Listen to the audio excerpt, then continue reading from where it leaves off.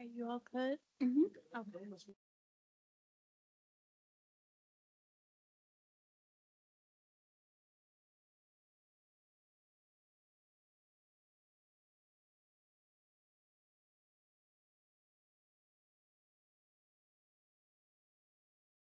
Okay, good afternoon, everyone. It is Wednesday, August the 14th at 5:30 PM, and I'd like to call the Personal and Finance Committee to order. Clerk Torado, could you please take the roll call? Councilmember White, Present. Councilmember Tomas Morgan, Present. Councilmember Lee, Present. Councilmember Vice Chair Warner, Committee Chair Niskoski, Present. Citizen Member Angela Smith, Present.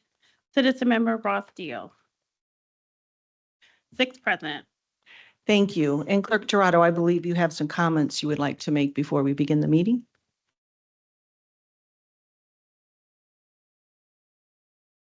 In reference to the online participation.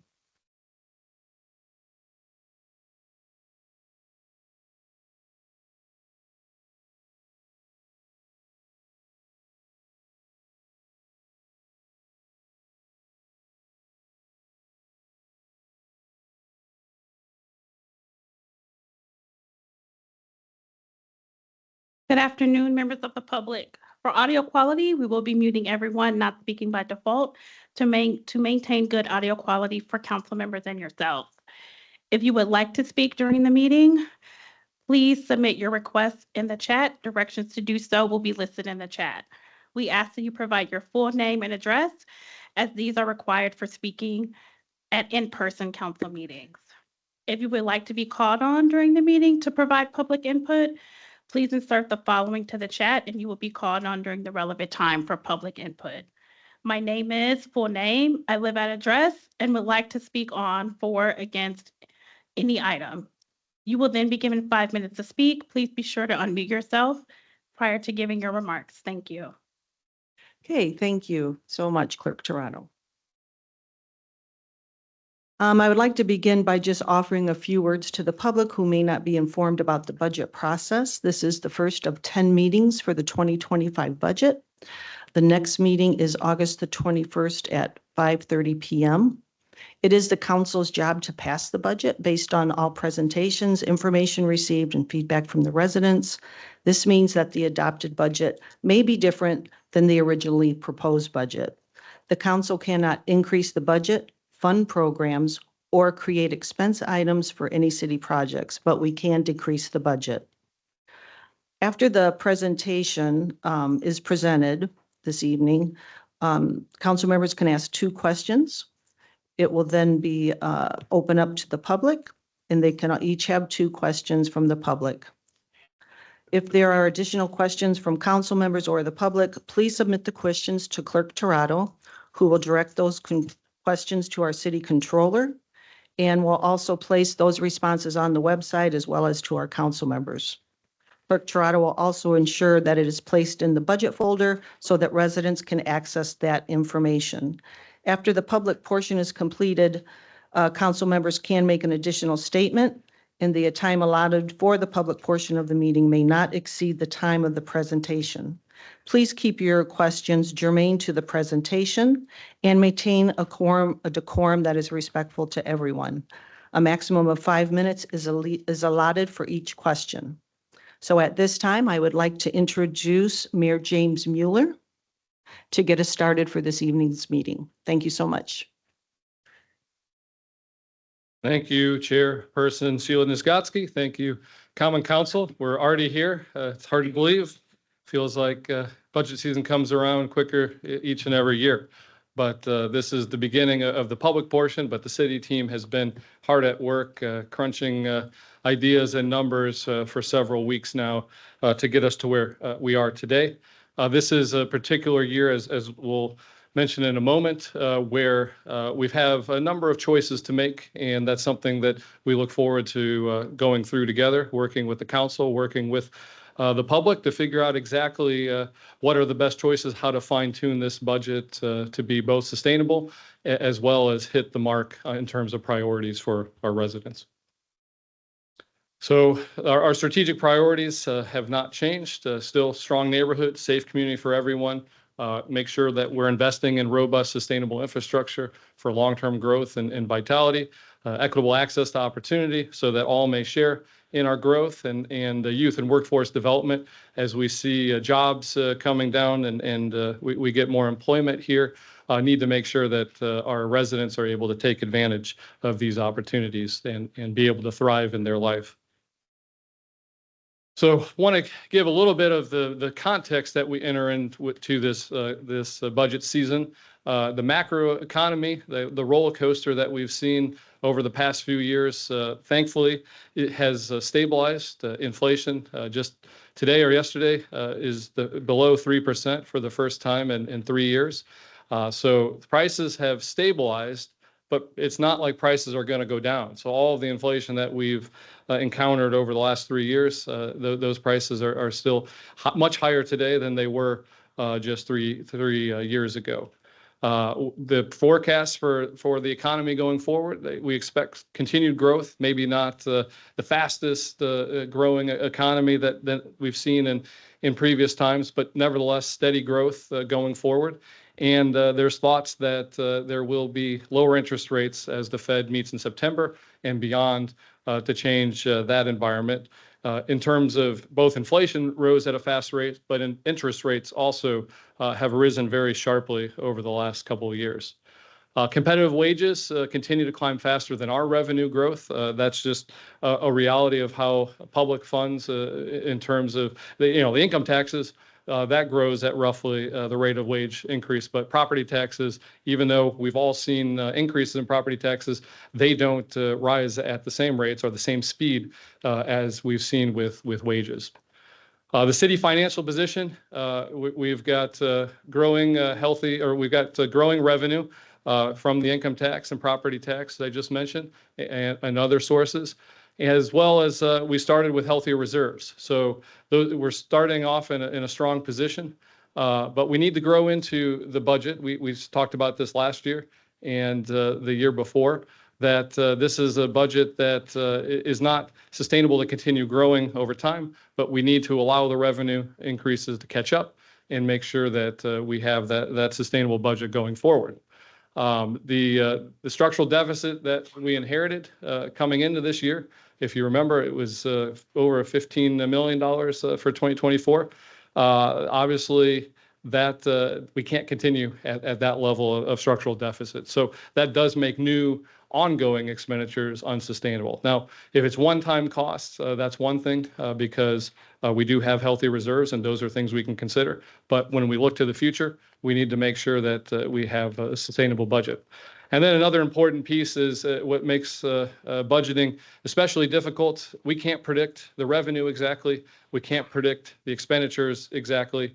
And so even though we've had these budgeted deficits, it doesn't mean always that we've actually realized a deficit. So at the end of the year, even though we have a budgeted deficit, it doesn't mean that we've actually have less money in these funds than we did the year before. Policy outlook, it's hard to, I'm not going to pretend to have a crystal ball of how the elections in the coming months are going to go, but it seems highly unlikely that there's going to be the kind of new federal spending that we saw in the past few years or this administration. There's also been talk at the state level about changing how the road funding formula would be done. That could be good for us because they're talking about changing it. Who knows if the state legislature will go for this or the new administration next year will go for this. But the legislature, there's been some talk about changing it to be based less on just lane miles and more on traffic counts.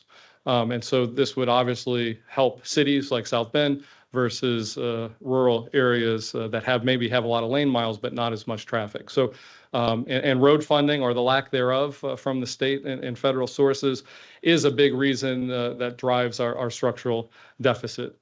And then the other thing that's been thrown around in the course of, you never know how much is campaign talk or how much is real policy ideas, but there have been proposals to cap property tax growth. There's been talk about eliminating the business property, personal property tax, or reducing those sources. So if those tax reform proposals come to pass, obviously that would also challenge us going forward in a structural deficit. Now, I don't know if it's a silver lining or not, but they've said if they do this and kind of hurt our local governments like us in terms of property tax growth over time, that they would, of course, be happy to give us the option to raise various income tax probably, to be able to overcome our budget shortfall. So we'll have a lot we'll know a lot as the session starts next year and as it proceeds, but just know that's another kind of thing hanging over our head, potential tax reform at the state level. And then that's the context in which we enter this budget season. Then there's a number of competing priorities that we're considering here. Thank you, council members, for sharing your priorities for the budget. And I'd say there's kind of three main themes coming through. Of course, everyone understands that we can't have an unsustainable deficit over time. At some point, we have to have revenue catch up to expenditures. And so a lot of talk about elimination of ARP, those one-time programs that started with American Rescue Plan dollars, but that have continued on, or non-traditional services that aren't the core city services. And so, that's one kind of bucket. Then on the other end, there's talk about new programs, new services.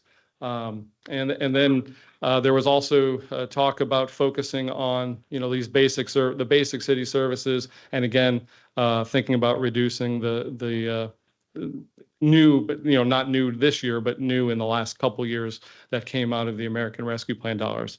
And then at the same time, a lot of these programs have been popular, not just with council members, but with the community as well. And so these are kind of the pieces, this kind of tension that hangs in this budget. Now, I won't say the budget before you tonight and this opening, the opening budget that the administration is presenting necessarily hits any one of these in particular. But given that there's no planned new revenue as of now, at least in the general, general plus funds, we're somewhere in between, the first two columns, reducing the budget deficit, also trying to, do what we can, knowing that the basic needs, do more of those and reduce the things that we can or we think we can. So, but like I said, we could do more on both fronts, and this is a budget that's presented to you that we could certainly do more cuts. It would be perfectly appropriate for us to work together to find even more cuts than we found already. But I know there'll be some things that council will have a priority for and say this is something really important that we may want to increase. But when we're thinking about increasing any of these line items or anything new, we need to be thinking about a corresponding cut somewhere else. So we need offsets in this budget cycle. So with that said, when you're talking about cuts, you're talking about right-sizing the budget, fitting into the budget. This budget is not as interesting as some budgets have been in terms, there's not a lot of new things that we want to talk about, but, going back to those competing priorities, that middle bucket where we're saying increasing basic services, I'd say the expansion piece in this budget is, or at least the continuing of a historically high level, are on the basics that we hear when we go door to door, we talk to people, when we do our surveys. This is the thing that rings loud and clear, that public safety is a top priority for our residents as well as our infrastructure. So make sure that I won't use the phrase that some of them use. It's maybe a little obscene, but basically pave the streets, get the streets paved, get the job done. Sometimes there's more colorful language put into there, but nevertheless, those things are included in this budget. So you'll see an expansion of our police presence with the community resource officers and strategic focus unit with a budgeted level of 257 sworn officers. There's an expansion of the real-time crime center operations and technology. So cameras and being able to have coverage, more coverage in the center itself. Continued investments in the homelessness strategy. So this isn't necessarily new, but it's something that is new over the past few years. Animal Resource Center, there's some just kind of tidying up some things that are there and the budgetary imperative that exists over at the SBARC. We were in the middle of a negotiation with fire, and so we know we need to make some progress on our salaries. The last time we negotiated them, it was before the inflation took off. And so at the time, I believe maybe it had just started and everybody at that time had said it's a transitory inflation. It's because of the supply chains they haven't healed yet from the pandemic. Of course, we know we kept going and the inflation kept going. So there is some catch up to do, but we've got to work with the team and figure out how we're going to be able to pay for those those increases that we need to do over time. So I talked about the rebuilding our streets. We've been for the past 4 years, we went from paving enough funding to pave every lane mile every 80 years to closer to 25 to 30 years. And so there's a lot of funding that goes into that. We're continuing those historic levels to make sure that we're staying on top of our infrastructure. There's continued to be investments in parks and neighborhood projects. The Vibrant Places grant that leverages public dollars with private investment. It continues. Ignite grants. That's a newer program for the neighborhoods. That's in this budget. There's a neighborhood plan for Twickenham Hills. We've done a lot of neighborhood plans over the past 4 years. And so the next one on the docket is for the Twickenham Hills neighborhood.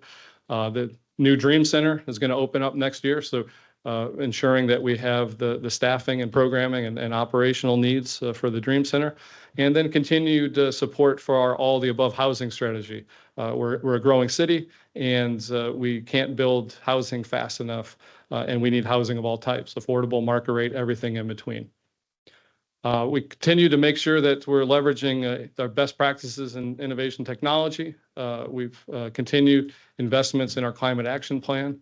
And the new thing this year will be a real focus on the experience residents have in our public spaces. So making sure that they're clean, safe, welcoming, vibrant, and figuring out how best to make that possible. So that will be in the Venue Parks and Arts presentation.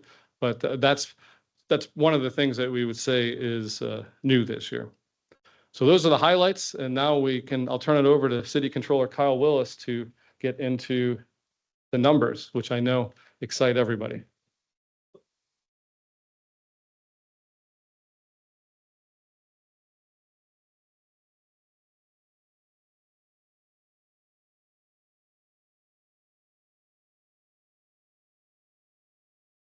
Good evening, councilors. So with this slide here, this gives Could you you, please state Oh, your sorry. address? Sorry. I'm Rusty. I've been before you guys in a while. Kyle Willis, City Controller, offices on the 12th floor. Thank you.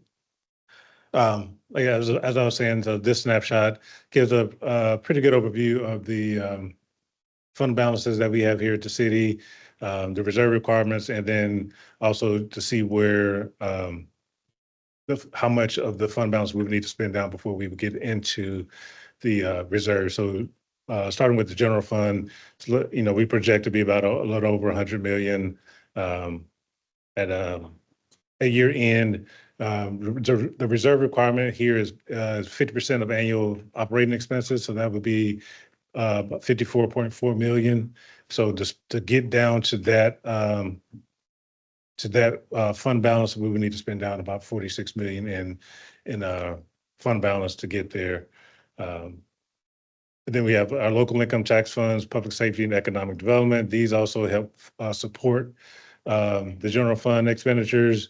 Public safety, local income tax revenues can only be used for fire and police salaries. So it has a specific purpose there. But then the economic development tax revenues, we use those to fund our DCI department and its various divisions, along with other needs, capital debt service expenditures as well there. Requirement there is usually 50% of annual expenditures, so that's about 11 million there. Then there's like a spend, then there would need to be a spend down of almost 19 million before we get into the reserves there. But as you can see, the other special revenue funds encompasses a ton of different revenue funds. So rainy day fund, Parks and Recs, motor vehicle tax fund for streets. That is obviously that's one of the funds that the mayor was talking about as far as getting a new spending road formula for that. It does not. We do not receive a lot of revenues from there, so that plays into part of the subsidies that we provide for the streets department each year. So like the cash reserve requirement for the rainy day fund is about 3.2. Then there's the additional spend down before we would need to get down into the reserves there. But overall, as you can see here in the various ones, there's the reserve requirements are being met, and then there will be a pretty good spend down of fund balance before we would get into the reserves. So we don't really foresee that happening, even though we have a budgeted deficit.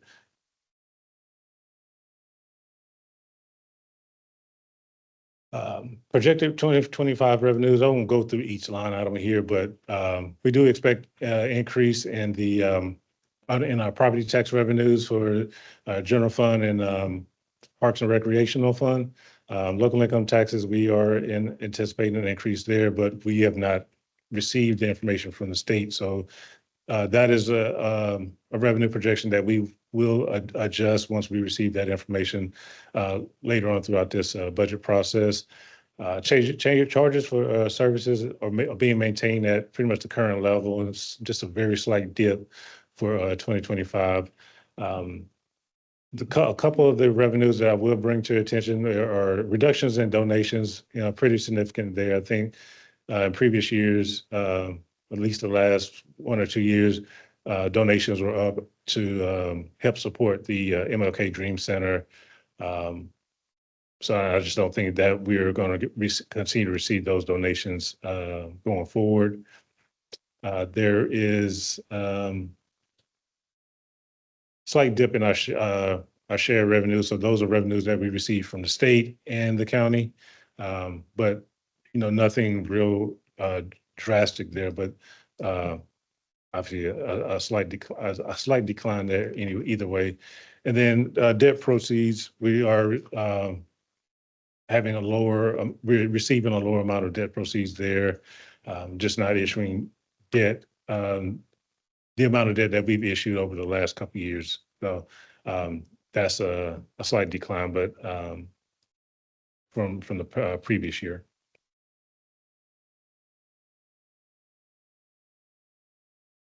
So overall, for the proposed 2025 budget, we are projecting a budgeted deficit of about a little over 16.5 million. 7.7 of that is within the general plus funds. But there's also a surplus from other governmental funds that offset or reduce the total government fund deficit to 3.6 million. As Mayor spoke earlier, last year we were around about 16.1 in general fund deficit itself. So as you can see here, with the overall deficit is 16.5. So we were able to reduce the overall budget deficit from the previous year. So the remaining 12.8 million in budgeted deficit lies within the spend down of internal service fund balances of about 2.1 million. And then there's 10.7 million that's being transferred across funds within the water and wastewater funds to fund capital and debt service expenditures. So it's not excessive spending. That is more just transfer of funds from the water operations to the various funds to support the capital and debt service expenditures.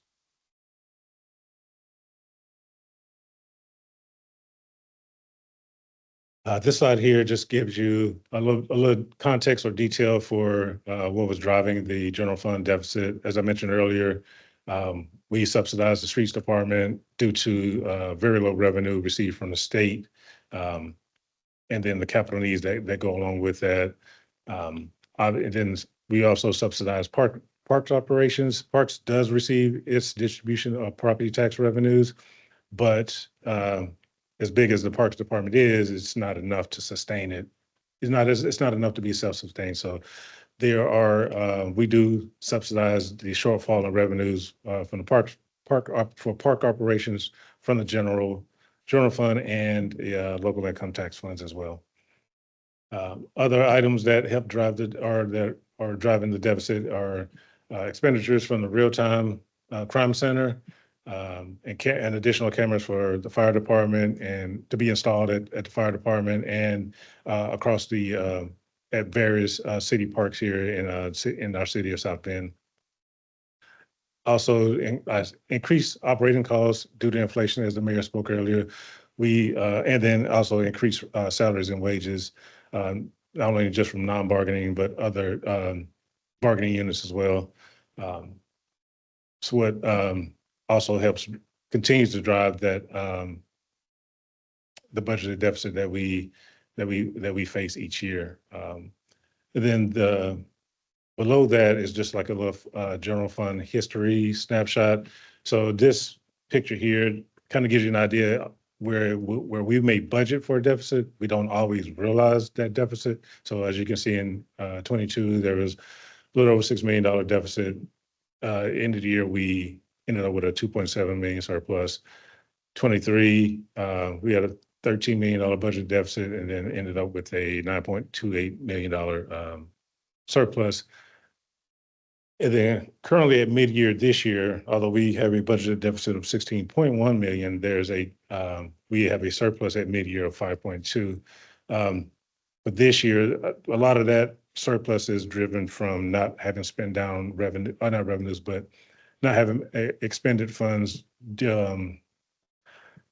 but related to the new city hall renovation project. So that we will start spending those funds. I think we do have keys to the building now. So like from now through the end of the year, we will start expending funds for renovation costs over at the new city hall building.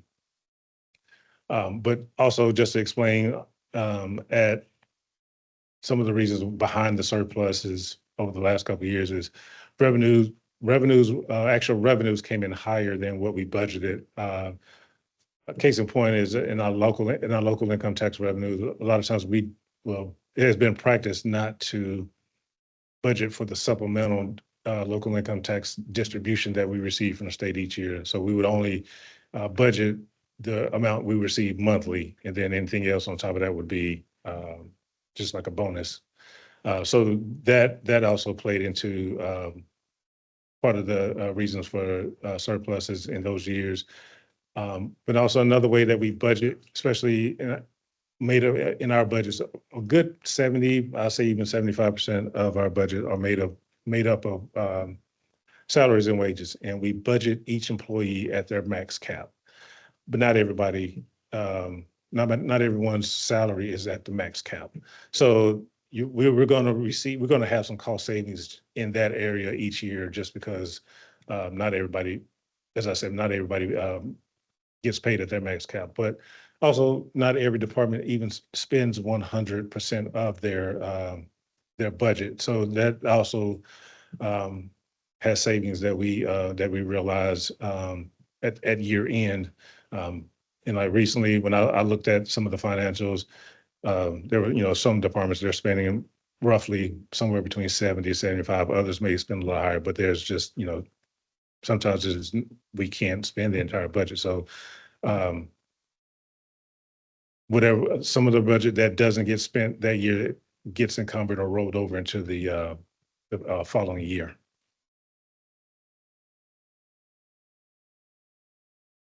So here's a snapshot of just the different departments, their budgets, mayor's department, slight change in most, the increases that you're going to see here are a lot are driven by wage and benefits. So I won't just say for every department, there's an increase. That's just kind of given that there's going to be an increase in wages and benefits. But like for admin and finance, there's an increase here.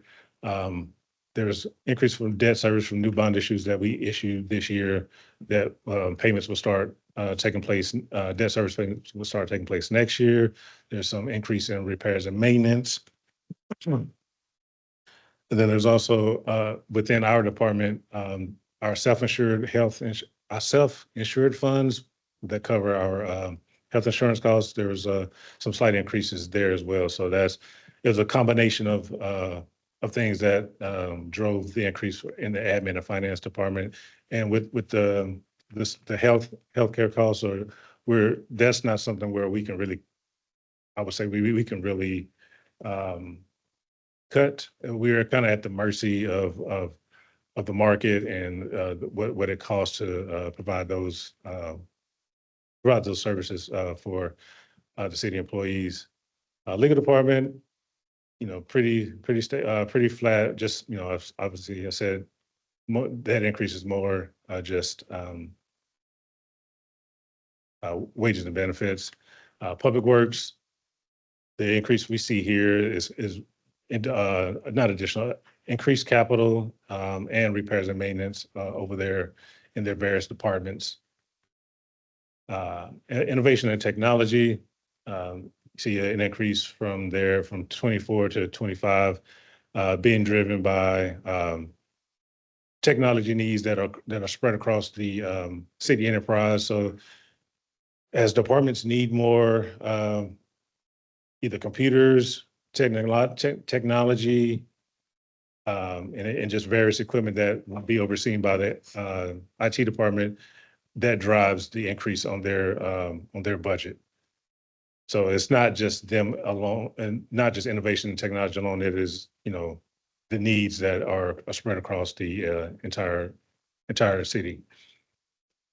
Police, as they were fully staffed last year, they continue to grow. So will their wages and benefits, but also the capital needs to provide for the growing number of police officers as well.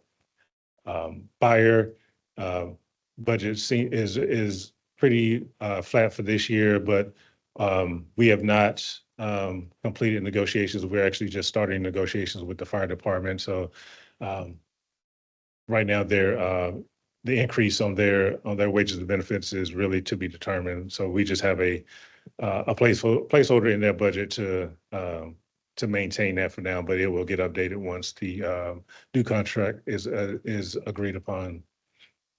DCI, their budget slightly decreased this year. There is wage and benefits there, but there was a reduction in some of their operating costs from across their various departments, and a reduction in some of their capital needs. So while, like I said, there was an increase in their wages, but the operating costs offset that and just made it have a slight decrease in their overall budget. Virginia Parks and Arts, their budget pretty maintained kind of where they were last year, but there's increases there for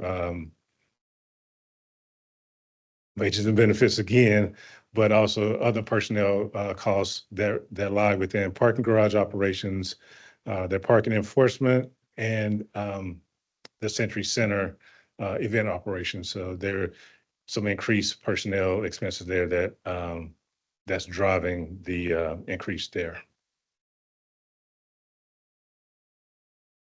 Some of the personnel assumptions for 2025's budget is there for non-bargaining. We're including a 3% raise for all non-bargaining personnel. Any city employee that resides within city limits is eligible for the city residency bonus of $2,000, but it is prorated if they're not at the beginning of the year. Sworn firefighters, as I mentioned earlier, we have just started negotiations, so their raise is yet to be determined. So that'll all be finalized once the new contract is agreed upon. Teamsters, we are continuing negotiations with them. But their members are also eligible for the city residency bonus of $2,000 as long as they live within the city limits.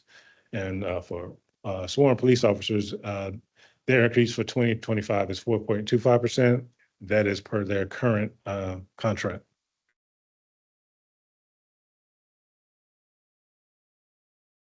For the format, the budget hearings, today is the first day of a total of 12 budget meetings that we'll have. Usually there will be one budget hearing each week. Usually one or two departments will present, or there will be multiple. But also there are weeks where there are two budget meetings during a week. So as Chairwoman Niskowski mentioned earlier, there's 10, but there's also public hearing and then the vote, and then a couple city council working sessions for the councilors as well. For this 2025 budget, for the 2025 budget hearings, departments will be required to submit their presentations at least 24 hours before the scheduled budget hearings. Obviously, to give the councilors a chance to review them and not have them presented to them, minutes before the meeting. But departments will need to provide a budget summary sheet for the department's budget, summary of their spending, and a high level of any proposed personnel changes that they may have for 2025. With that, I will open up for any questions from councilors. Hey, thank you so much, Ms. Willis, for the presentation that you provided for us today. I am going to come first to our committee members and see if they have questions they'd like to have addressed first. And we have our citizen member, Ross Steele. You have a question?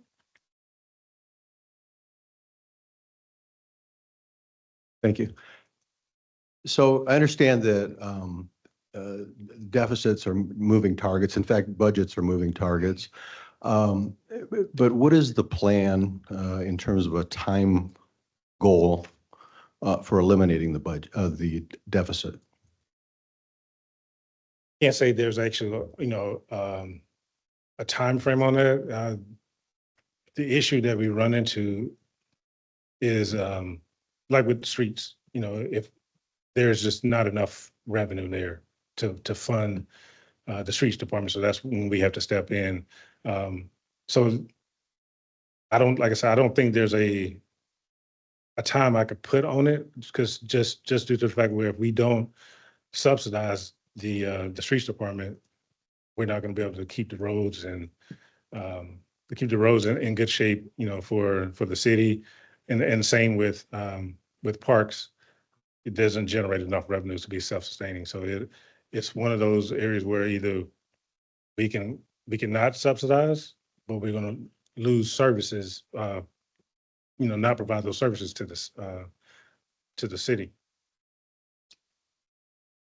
I mean, you're asking the question of this budget, Ross. I mean, this is really the question is, where are we? And we can't predict the future. In my time doing budgets now, about 10 years in the city, we've had structural budgeted deficits in the general plus fund between 3 and 6, and we were building up reserves over that time. So even when we had budgeted deficits, we ended up with more money at the end of the year. So that's the challenge, is how do you, we're not a bank. So, residents are paying taxes. They want us to put this to use for residents. So one of the big drivers of this structural deficit is the increase of street funding, because we know that's a top priority for residents, and we're not getting the revenue from the gas tax and the state house that we need to be able to maintain our streets. And so we do use general plus funds for streets. So, if this presentation that we've put here makes us, we're in a good spot given where our reserves are. So this budget next year is a good place to be. We could pivot in any number of ways. If the council said, hey, we really want to reduce that deficit more this year, feel better about it, sure, we could pivot, we could make some more cuts. But some of those cuts were things that council members, some of the council members sitting here today asked for in the past. So we weren't in the business of just cutting, getting out the red pen and cutting things that had been priorities in previous years and even expressed in the budget priorities going forward. So the budget presented today obviously is a conversation. There may be, as we go through this process, council members, members of the public may say we want to do more here, less here. But it's a good spot to be. But, I know this probably isn't the sentiment on the council necessarily, because, you always want to deliver more of services and projects. But if the council wanted to say, hey, let's really tighten the belt, I think we would be prepared to do that this year. That said, if we stayed at this level, and then of course, with the caveat, we've got to figure out how to pay for fire. The fire negotiations are ongoing, and we expect the cost of salaries next year to be higher than they're currently in the budget. But with that said, if everyone came and said, hey, we want to tighten our belt and really get this structural deficit down back into the $3 to $6 million range, I mean, we would welcome that and work on that to get there. Now, when you start going through these, each individual department, there's already some cuts to things. They're not completely cutting out the programs that are new-ish, last few years because they've been viewed as important and priorities for the community. But they're still cuts, and so that's really what we're going to be working on. Is I don't like how does council react to it? How does the community react to it? Ooh, I don't like that cut. But I'm okay with that. Which cuts are people feeling better about, I guess, is the, and if we find more cuts that we can do, that's even better. Councilman Lee? Yes, thank you. Thank you for your presentation, and we're excited to get into the budget season. As the surplus revenues, the proposed deficits. So in the past, we have budgeted for, like 2022, we had budgeted for 6.3 million. And then when revenue came in and everything was said and done, we actually had a $2.7 million surplus. And that's continued in the trend of the ARP dollars, and we know that was money that was one time allocation to us. How much ARP dollars have been that didn't get spent? Will we see that number? Sure, we can get you the current accounting of the ARP dollars. I mean, as you know, we went through that over time. There hasn't been a lot of changes since the last time we visited that. The big outstanding items. Hopefully, we will have an announcement on the Opportunity Fund very, very soon. So some of those remaining big items that had been unspent, those have been moving. They either have moved forward or are moving forward. And then there were a number of grant programs that were supported. So even when we showed the chart of what cash is out the door, they're still they're encumbered for these grant programs. They're just taking time to move through the process to grantee awardees. So we can get you the full accounting and show you where we are on that. I think most of the dollars have either been spent out the door or are encumbered for these existing programs. There may be one or two that have lingered. It's probably, I want to say, in like the million or so range. At this point, though, it's all sitting in the general fund because that's how we were able to check the box for the federal government, the timeline or the deadline to spend the funds. And so it really goes into, you could argue that money is helping to sustain some of these ARP programs that are still continuing in, even though ARP dollars are out. So At this point, yeah, I mean, we can get you that accounting, but I mean, at this point, we've got to be looking forward to the money that's coming in and the money that we're going to have. Okay, I just, you explained it, but I would like to see that. Councilmember Rachel Tomas Morgan has a question. Thank you, Vice President Skotsky. Thank you, Mayor and Mr. Willis, for your presentation. Under the slide projected revenues, so do these in the grants or anywhere else, does it reflect monies that we will receive for opioid settlement funds or and any Infrastructure Act funds or Inflation Reduction Act funds? I mean, those might be later. Maybe those don't even hit in 2025. Yeah, I mean, we don't budget prospective Okay. grants. Like, so if we apply to competitive infrastructure or Inflation Reduction Act grants or federal grants, we don't put those into the budget till we receive the, just because we apply and we're hopeful, we don't put those in there. Okay. And those oftentimes come in the quarterly appropriations. Good news, we got the grant and now we're looking to expend it. So that does come through those. The opioid is probably in the special revenue, or let's see where that would fall. Other income, okay. So it's in the it's in the Fund 227 loss recovery, because that was based off litigation. Mhm. Mhm. Okay, thank Yeah, you. Yep. Is there any other council members that are on the committee that would like to ask a question? Councilmember White? Thank you, Chair. Mhm. Again, thank you for your presentation.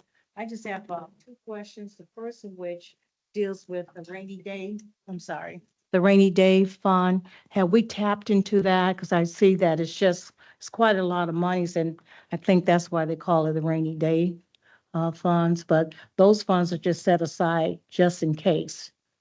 Mhm. Okay, and so And we've that, not. that line item you saw, Mhm. is just the revenues. There was other stuff in that line item with the rainy day fund, but no, we have not tapped into the rainy day fund, and we do not plan on tapping into the rainy day fund, because we have reserves in all these other funds that, and we have a healthy reserve level. So when we say years ago, I mean, when I first started in the city, the general fund reserve level was closer to, I think, 30%.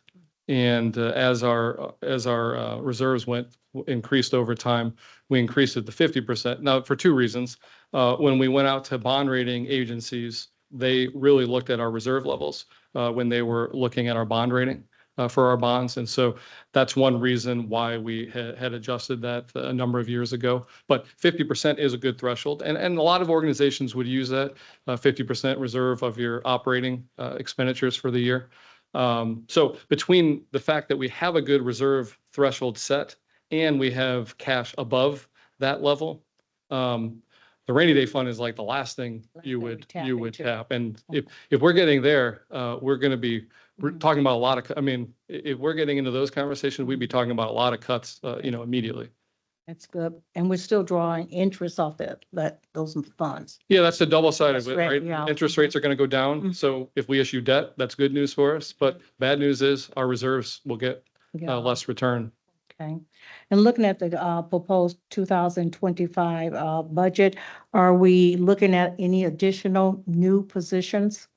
There are a handful, yes. What's a handful? Do you know the net new? Okay. We can get that to you, but Yeah. it's not a lot. It's in the areas of, the crime center. So they're looking to have 24-hour coverage. So there's positions, there are positions there. There's I don't know if it's net new. It's not net new, but there's some reorganizations in venue parks and arts. There may be some maintenance, there may be a maintenance side increases there. There's a building side, but that's supported by building revenue because of all the different projects going on. That's an enterprise fund. So in the general plus funds, there aren't a lot of new positions proposed. I'd say a couple at most. Is that right? Thank you.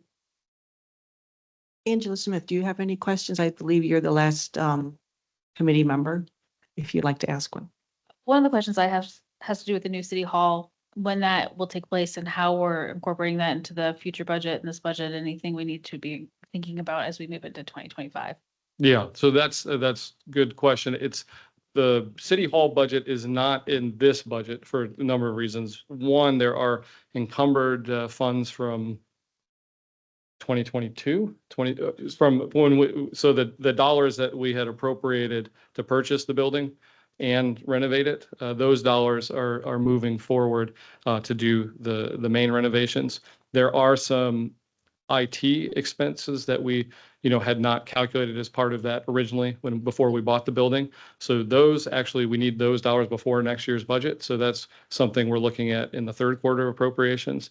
And then the questions about like furniture, we've had all the departments look at furniture needs, but until we have, there were questions of how much are we going to reuse here? How much are we going to inherit that the schools left behind? And what is the remaining gap? That's work is still underway. So we have, at least for now, pushed that conversation into a later date.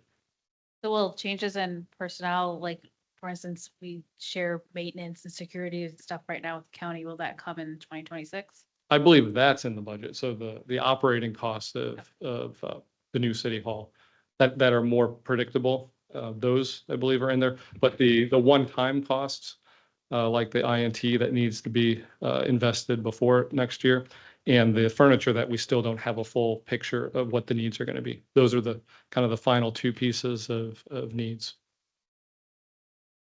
Okay, thank you. I'll turn to our other council members. Council member or Dr. Davis.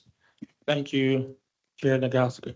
A question regarding the time period that you will be able to get the PowerPoint to us. You said there's a 24-hour time that the budgets that will be sending that to the council. Is there any way, will that also give time for it to be put for the public to see prior? And so it could be put out because people are requesting to see the PowerPoint. Because typically it has to be done after or whatever. Is there any way that when that's sent to the council, it also can be released to the public? Or what is Yeah. your time schedule on that? We of course will try our best. I mean, these are targets. We'll try our best. As you know, it's a lot of things are oftentimes coming together at the last minute. I So know. that's like I said, we'll try our best if we're able to get them to the clerk and the clerk's able to post them on the website at the same time. That we'll aim for that. Okay. That's. But I've just you know how this works. You've been I understand. you've been doing this a long time. You Yeah. know But how I'm this just saying, goes. because now but the biggest difference is more people are, since last time, is that they want to get in fast because of the internet and technology things. That's been Right. more of a request to Yeah. get that information faster. Okay. So, yeah, I can see that. In terms of the programming for the King Center, will that require a lot more staff, or will that also will be utilizing a lot of our current staff? It'll be using, the current staff that we have. I believe there'll be some additional, whether it's part-time or some additional resources for programming, but it's not, a crazy amount. But that'll be in the Venue Parks and Arts presentation. They'll go over that in Okay. detail. But so it's not, don't think of it as all of a sudden we've got this new big center and now the staff is tripled or something, it's not quite like that, but it is, it is a bigger center and there are more programming needs and requirements for the center. Okay. And then you talked about the issue of if the state changes their funding, it will require us to possibly have to do a tax kind of a bid here for our people. Could you share more about that? Well, I don't want to, these are just proposals I at this know. point, but that's what they've talked about. They've talked about being the hero, the state legislature wants to be the heroes. Look at us, we capped taxes or we lowered taxes. Of course, not considering all of the requirements, police, fire, roads, all the things, the basic services that we have to deliver. And so that's been contemplated at the legislature, that they would be the heroes and then they would let the local governments be the, I guess, the villains in this case of having to find revenue from in other ways and enabling us to do that. Mhm. It's a kind gesture, right? I understand. And when we have those kind of situations, well, there, I know you take time to go down and others, what other advocacy things can we put in place to really be proactive with that part of the budget? What are some strategies that you have in place that we could do ahead of time than to have to always be in a reactionary kind of thing? Because that created a lot of stress years Mhm. ago when that happened. So what can we learn now part of that is voting in November, Right. hopefully doing that, I understand that. Right. But what else can we strategically do with setting up with other cities to really? Yeah, so AIM is a good, Mhm. there are a lot of Republican mayors and cities controlled by Republican mayors in AIM. And so that's going to be our front line of, kind of sharing with the legislature what the impacts of the various proposals will be. So they do a good job of analyzing things in the legislature and going and telling them, hey, this really is going to have an impact. Obviously, if these things actually get legs in the legislature, well, every mayor and everyone around the state is going to have to lobby their representatives and say that why it's bad for our community and why you're and question why why you're doing this. So that it seems like there's going to be a lot of lively conversations in this session. I just think that as we look to the future, because oftentimes the people of South Bend, to my knowledge, really do not understand what's going on at the state and how that impacts us. And I think that we can come aside and see how we can not only have our council people to be a part of that, but really rally our people in our city, because I think AIM is great. But I also think that hearing from the people of South Bend as we look at that planning Mhm. will be more, I think we need to do more advocacy ahead of time for that. We get through this, but Mhm. as we get ready for that, I think rarely do we hear that in our local news as much as they may hear down in Indy News or in Right. some of the other cities, but you don't necessarily, the average person does not just hear that. They barely hear what we have now, but so many things nationalized as news. So I just think that we have to come up with more of a way to really be proactive in that kind of a setting. Absolutely. Yeah, no, the media landscape has not helped getting news from the State House to our residents. So thank you for sharing that. Is there any other council members that would like to ask a question? No? I have Thank you. I have one final question. Oftentimes when people say, well, when they pressure you, a person not to pass a budget, what could you outline what if a budget is not passed for this year, we have to keep the same budget in place Mhm. for the next year? And what would be the 7 disadvantages for keeping that plan? I mean, you don't have to write that right now, but could you send that?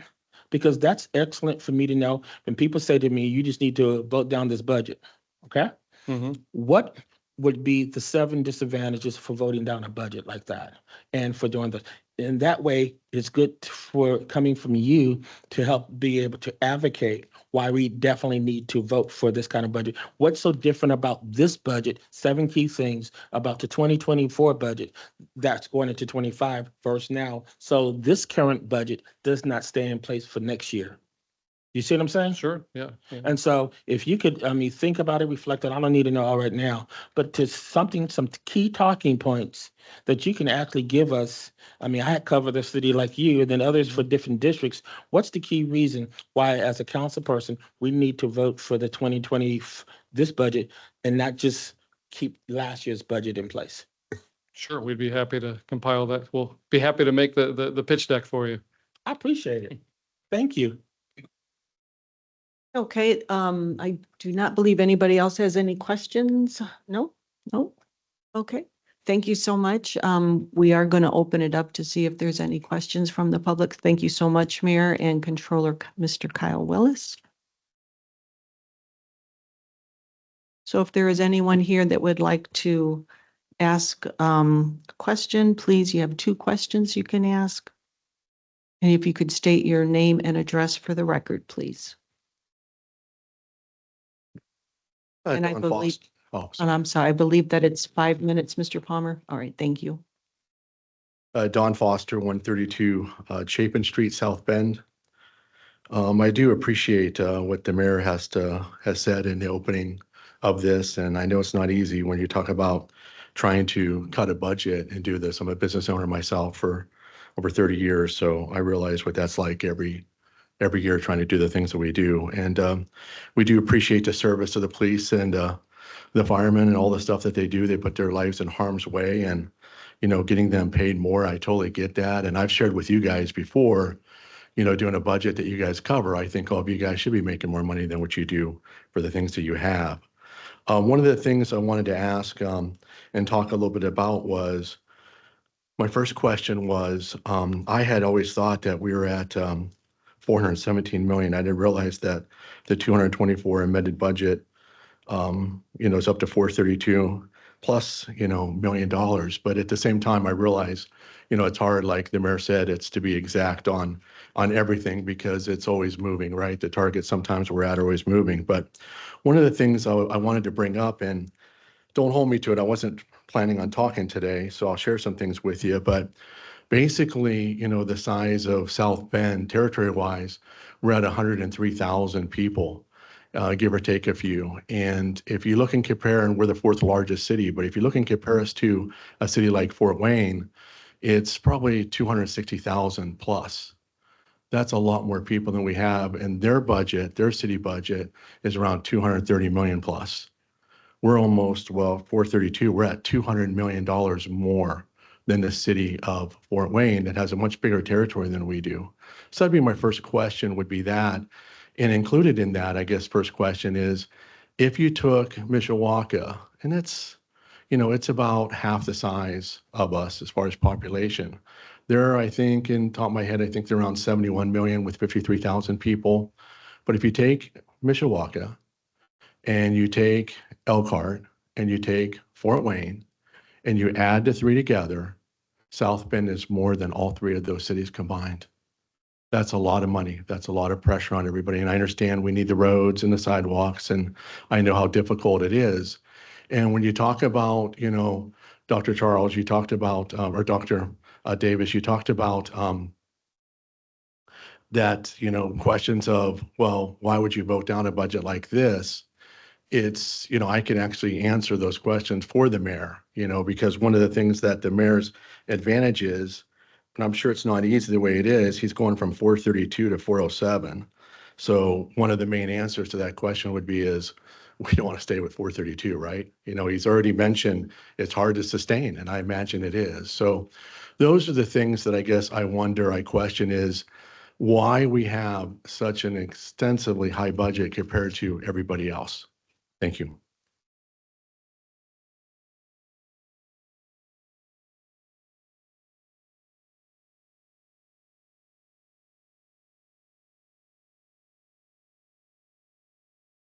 Clerk Torado will be recording all of the questions. I stated that earlier, but just for a refresher, any of the questions that come, the clerk's office will be taking those in.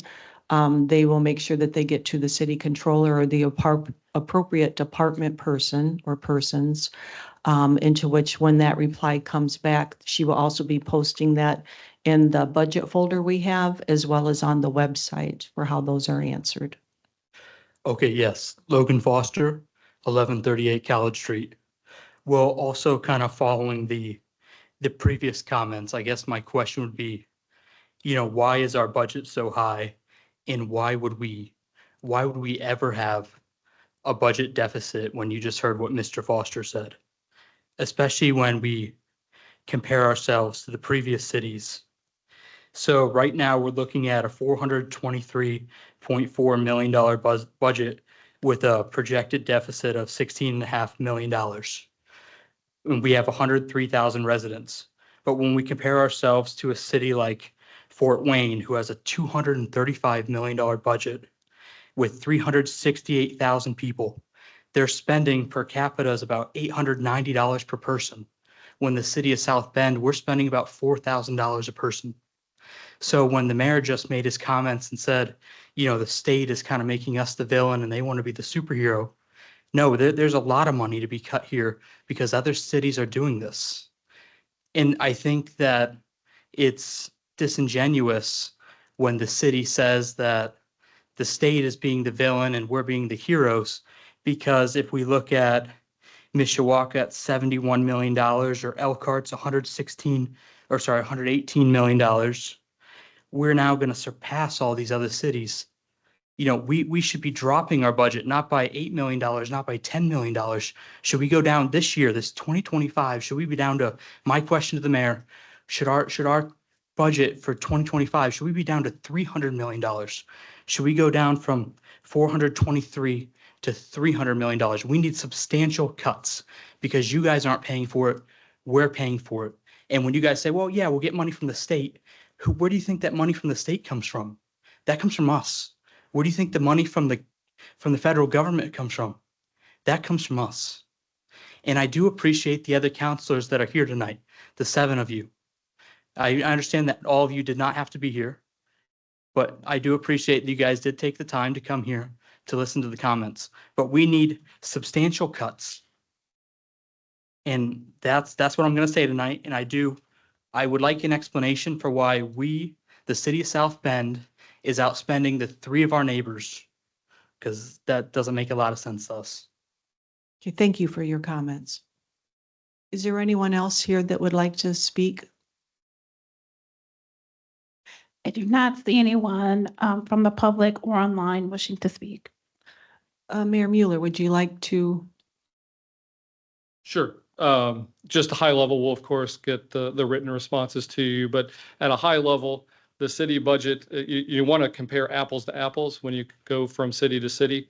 And so the best way to compare apples to apples, in this case, from South Bend to other cities, would be looking at what we call the general plus funds, which is the core governmental operations. And of course, those operations are just over $100 million, 100 plus million dollars a year. Not every city runs the water utility anymore. Not every city does all these other enterprise operations. And so if you want to do apples to apples comparisons, you need to make sure that they're covering the same services. So that's first. There's the second piece to this is that in government accounting, what we do here is we allocate out costs. So whether it's the mayor's office, the common council, our finance team, innovation and technology, the technological costs, we showed the slide tonight about the costs in the department that they're occurring in, but then we also, what we call allocate, we allocate those costs out so we can track which departments are using. For INT is probably the simplest answer is if fire or police are using a particular software package that costs money, or they have their radios, they have all this technological equipment that gets allocated to the department that's using it. And so for better or worse in governmental accounting, you account for both the expenditure in INT, and then you also have this allocation show up. And so that also adds. So when we show the budget, sometimes the numbers look a little different because if we're including the interfund transfers and allocations, that's a different top level number. Even though this is all appropriated, it's a different top level number than the actual dollars that we're spending. And just if we look to neighboring, we're all subject to the same. These main sources for government services, property taxes, that's a state law, 1%, 2%, 3%, right? So that we all have the same property tax law in all these places. And then and you look at the income tax, those are slightly different from county to county, but Mishawaka has the same rate as we do. We actually have a rate that's lower than Elkhart County by 0.25%. So we are not, you can look at it may be deceiving if you look at this top level number, but if you start picking it apart and looking at apples to apples, it's not. You'd find that we're comparable. And in some ways, when we go in negotiations and our police and fire will point to Elkhart and look at their salaries. Well, they have a 0.25% higher income tax rate in their county than we do. So that's something that we all have to consider as we move forward. But nevertheless, we'll try to. It takes. This is the problem. Is it takes a lot of work to dig in and see do these apples to apples comparisons. And sometimes not all the data is available, to do it in that level for other cities. So. Okay, thank you. Is there anyone else wishing to speak under the public hearing? I do not see anyone else without any question. Thank you, Mayor Mueller, for your response. All right, thank you. Thank you. So I'm going to bring it back to the council. Is there any statements you would like to make before we adjourn the meeting for this evening? And I'd like to thank everyone that is here in attendance today. Thank you for the presentations and the information provided to the council members. Council members, do you have any statements you would like to make? Thank you, learning. Okay. Seeing none, then I'm going to ask for the meeting to be adjourned.